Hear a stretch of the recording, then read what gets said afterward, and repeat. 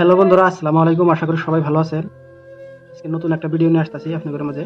আজকের ভিডিওটা হইতেছে যারা নতুন করে সোশ্যাল মিডিয়ায় আবার চেষ্টা করতেছেন, ইউটিউব ফেসবুকে আইসেন নতুন করে ভিডিও বানাইতেছেন, কিন্তু কোনো ভিউজ হইতেছে না বা সাবস্ক্রাইব হইতেছে না, ফলো হইতেছে না। তো এর বিষয়ে একটা আপু দেখেন কি কইছে আর কি কি পরামর্শ দিছে, কি কি উপদেশ দিছে। তো নতুন করে ভিডিও বানাবেন, তো ভিডিও ভালো কোয়ালিটি ভালো হবো না বা এডিট করতে পারবেন না ভালো করে। এর বিষয়ে আপুটা কি কইছে তো শুনেন। তো ভিডিওটা দেখেন শেষ পর্যন্ত, আশা করি আপনাদের লাভ হবো। আমাদের আজকের ভিডিওটা কাজে আসবে তাদের যারা নতুন করে কন্টেন্ট ক্রিয়েটর হতে চাচ্ছেন বা যারা নতুন নতুন কন্টেন্ট বানানো শুরু করেছেন, বিশেষ করে যারা ভিডিও কন্টেন্ট বানাচ্ছেন বা বানাবেন বলে চিন্তা ভাবনা করছেন, তাদের জন্য আমার তরফ থেকে 4টা পরামর্শ থাকবে। আমার ধারণা এই 4টা পরামর্শ যদি আপনার মাথায় থাকে, শুরু থেকে এগুলো মাথায় নিয়ে যদি আপনি কাজ শুরু করেন, তাহলে আপনার চলার পথটা একটু মসৃণ হবে।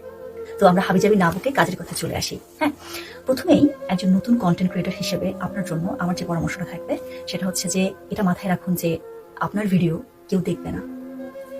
আমি আপনাকে নিরুৎসাহিত করছি না, আমি কেবল আপনাকে সত্যটা জানাচ্ছি। আপনার ভিডিও কেউ দেখবে না, এর একটা কারণ হতে পারে আপনি যেহেতু নতুন, আপনি খুব একটা ভালো করবেন না, এটা অবশ্যই একটা কারণ। কিন্তু এটার চেয়ে বড় কারণ সেটা হচ্ছে যে আপনি যদি ভালো কন্টেন্ট বানানো, তারপরেও মানুষজন আপনার ভিডিও দেখবে না। আর এর কারণ হচ্ছে আপনি নতুন। আপনি নতুন বলে আপনি যত ভালোই কন্টেন্ট বানান, যা কিছুই হয়ে যান না কেন, আপনাকে কেউ পাত্তা দেবে না। এবং এই পাত্তা না দেওয়ার ব্যাপারটা 1, 1.5 এমনকি 2 বছর পর্যন্ত হতে পারে। এই ব্যাপারটা মাথায় নিয়ে আপনাকে ফিল্ডে নামতে হবে। একটা উদাহরণ দিই, আমি যখন প্রথম ইউটিউব চ্যানেলটা খুলেছিলাম, তখন আমার ফেসবুক আইডিতে আমার ফলোয়ার প্রায় 30,000-এর কাছাকাছি ছিল এবং আমার বন্ধু তালিকায় মানুষজন ছিল প্রায় 4,000 প্লাস মানুষজন, মনে করুন 30-35,000 মানুষজন ছিল। তো সেখান থেকে আমি ইউটিউব চ্যানেল খোলার পরে কজন এসেছে জানেন? মাত্র 788 জন মানুষজন এসেছিল চ্যানেলে। চিন্তা করুন, 30-35,000 মানুষ থেকে 788 জন মানুষ আমার চ্যানেল সাবস্ক্রাইব করেছিল। এটা অত বেশি না যদি আপনি ওই 35,000-এর সাথে তুলনা করেন, কিন্তু তারপর আমি বলবো এটা বিশাল একটা সংখ্যা। আর আপনি এটা মাথায় রাখুন যে আপনি এই সংখ্যাটাও পাবেন না।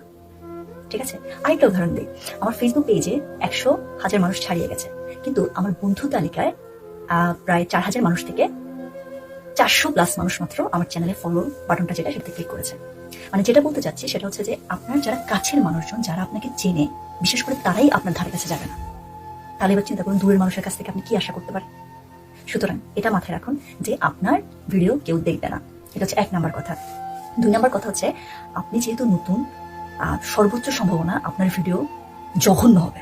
একদম সরাসরি বললাম, এটা সত্য। কারণ হচ্ছে সবারই ভিডিও জঘন্য হয় শুরুর দিকে। এটা একটা স্টেপ, আপনাকে এটা পাড়ি দিতেই হবে। ঠিক আছে, আমি যখন প্রথম ভিডিও বানানো শুরু করি, আমি তখন ক্যামেরার লেন্সের দিকে তাকাতে পারতাম না। আর এখন যখন আমি আমার ওই ভিডিওগুলো দেখি, প্লে করার সাথে সাথে আমার না হাসি পেয়ে যায়। হ্যাঁ, আমার কাছে মনে হয়, হেই সোনিয়া, এদিকে এদিকে ওদিকে না, এরকম একটা ব্যাপার। মানে হচ্ছে চিন্তা করুন, আমি লেন্সের দিকে তাকিয়ে কথা বলতে পারছি না, আমি জানি না কেউ চোখে চোখে রেখে কথা বলতে হয়। তাহলে বুঝুন, এভাবেই সবাই শুরু করে এবং এটা ওকে।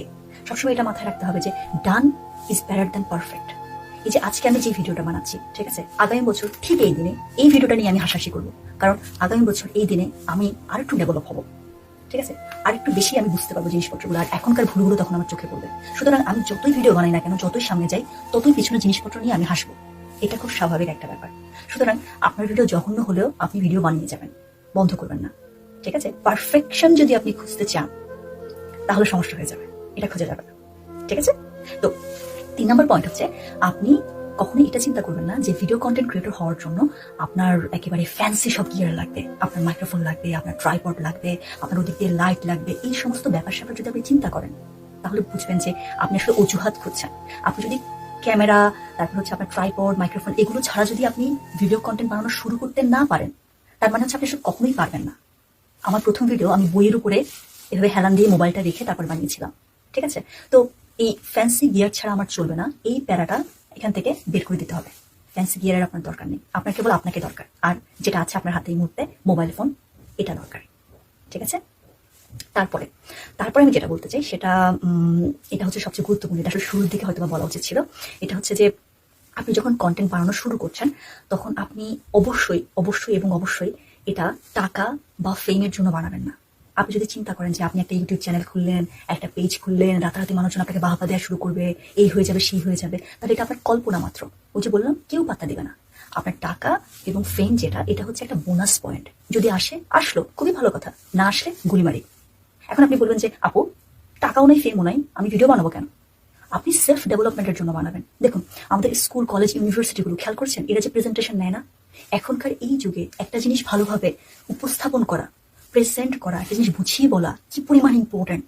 অথচ দেখুন, সবাই লিখিত পরীক্ষা নেয়, কেউ প্রেজেন্ট করতে বলে না কোনো কিছু। তো আমরা শিখবো কোথা থেকে? এইটাকে আপনি একটা প্ল্যাটফর্ম হিসেবে ব্যবহার করতে পারেন। কোনো একটা জিনিস বোঝানো, আজকে যেভাবে বুঝিয়েছেন, বিশ্বাস করুন কালকে তার চেয়ে বেশি ভালো বুঝাবেন আপনি, পরশু আরেকটু ভালো হবে। সুতরাং এটা একটা সুযোগ। এই নিজের প্ল্যাটফর্মে নিজেকে ডেভেলপ করার এই সুযোগটার জন্যই আপনার একজন ভিডিও কন্টেন্ট ক্রিয়েটর হওয়া উচিত। ঠিক আছে, এই সুযোগটা লুফে নিন। তারপর একটা বোনাস পয়েন্ট দিতে চাই আপনাদেরকে, এটা মাথায় রাখা খুবই জরুরি। এটা হচ্ছে যে শুরুর দিকে ওই যে বললাম, মানুষজন আপনাকে পাত্তা দিবে না, এবং তারপরে যখন আপনি মোটামুটি নজরে আসা শুরু করবেন, তখন যেটা হবে, তখনকার ব্যাপারটা ওই পাত্তা না পাওয়ার চেয়ে বেশি ভয়াবহ। ঠিক আছে, আপনাকে নিয়ে সার্কাজম শুরু হবে। আপনাকে গালি যেমন দিবে, তালিও পাবেন। তালি, গালি, বুলি কোনোটা বাদ যাবে না। এবং আপনি হয়তো চিন্তা করবেন যে এই গালাগালি করা বা সার্কাজম করা, বুলি করা, যাই বলি না কেন, এগুলো একটা নির্দিষ্ট লেভেলের বা ক্লাসের মানুষজন করে, যেটা আপনার পাত্তা না দিলেও হবে। কিন্তু বিশ্বাস করুন, আপনি একটা সময় আবিষ্কার করবেন এমন সব মানুষজন আপনাকে নিয়ে সার্কাজম করা শুরু করেছে, যাদের কাছ থেকে আপনি কখনোই এই ব্যাপারগুলো আশা করেন না। এবং এই যে ব্যাপারটা, এটার জন্য আপনাকে রেডি থাকতে হবে। ঠিক আছে, গালি, তালি, বুলি, whatever it is, get ready man. এই পথটা আপনাকে পাড়ি দিতেই হবে।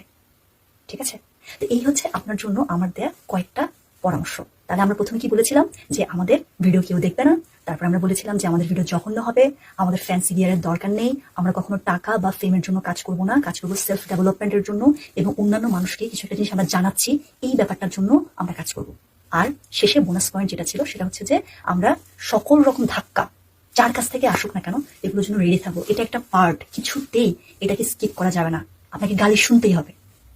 এই গালি শোনা, বুলির হওয়া, এই ব্যাপারগুলো আপনি এড়াতে পারবেন না, এটা মাথায় রাখতে হবে। হ্যাঁ, আর এখন শেষ করে দিচ্ছি এই ভিডিওটা একজন কন্টেন্ট ক্রিয়েটরের জন্য পরামর্শ দিয়ে নয়, বরং আপনি একজন দর্শক হিসেবে কি করতে পারেন সেটা বলে। দেখুন, আপনি যখন নতুন, তখন আপনি জানেন যে আপনার সাপোর্টটা কি পরিমাণ জরুরি।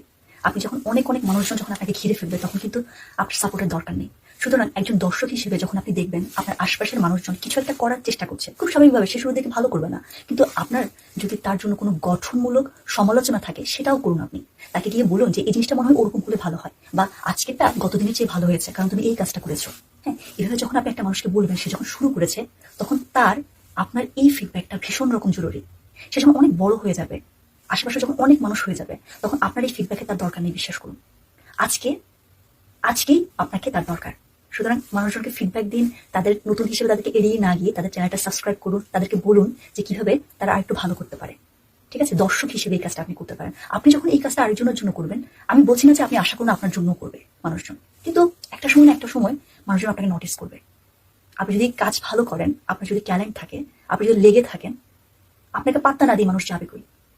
ঠিক আছে, সো অন্যকে পাত্তা দিন এবং পাত্তা পান। আমি বলছি না অন্যকে পাত্তা দিলে অন্যরা আপনাকে পাত্তা দিবে, কিন্তু আশার থেকে নয় যে আমি ফিডব্যাক পাবো, এমনিতেই করুন না। হ্যাঁ, এটুকু সাপোর্ট মানুষজনকে দিন। আপনি কন্টেন্ট ক্রিয়েটর হন বা না হন, একজন দর্শক হিসেবে নতুনদের পাশে দাঁড়ান। যারা অলরেডি দাঁড়িয়ে গেছে তাদের কমেন্ট বক্স ভরিয়ে ফেলার কোনো দরকার নেই, নতুনদের কমেন্ট বক্সে যান, দে নিড ইউ। ঠিক আছে, এতটুকুই ছিল আমার আজকের কথাবার্তা। আমি একটা লাইব্রেরিতে বসে কথা বলছি, বুঝতেই পারছি না, ফিস করে কথা বলছি। হ্যাঁ, এখন বের হয়ে যাব। তো দেখা হবে আপনাদের সাথে আমার পরবর্তী অন্য কোনো দিন, অন্য কোনো ভিডিওতে। সে পর্যন্ত আপনি ভালো থাকুন। আল্লাহ হাফিজ। তো বন্ধুরা, আশা করি ভিডিওটা ভালো লাগছে। তো আজকের মতো ভিডিও এখানেই। আসসালামু আলাইকুম।